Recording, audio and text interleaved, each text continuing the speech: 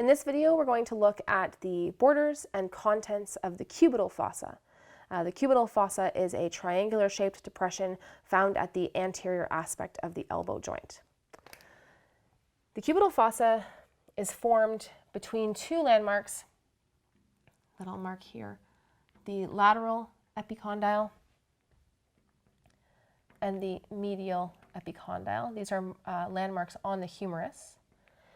And there is no anatomical structure that connects these two, so we usually just indicate this as sort of an imaginary line connecting the two epicondyles. That forms the base of our triangle. And the other two borders are actually going to be formed by muscles. So we know that the medial epicondyle is the common origin site for many of our anterior forearm muscles.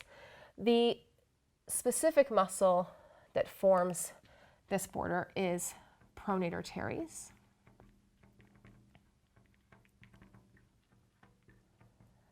And it's going to meet with one of the muscles from the posterior compartment of the forearm. The lateral epicondyle, we know, is the common origin for many of those muscles.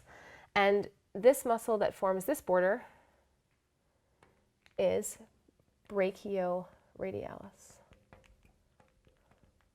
This is really important to remember when you're in the lab and you're looking to identify brachioradialis or any of the posterior forearm muscles. It's always important that you start by finding this triangle and starting with brachioradialis. It's deceivingly quite anteriorly located for a muscle that we teach as being part of the posterior compartment.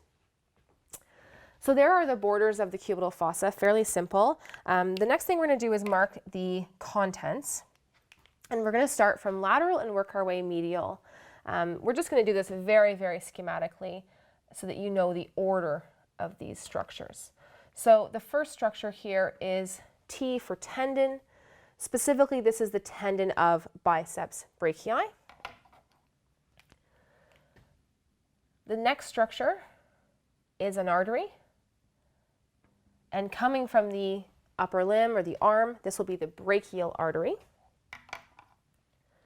And the most medial structure is a nerve.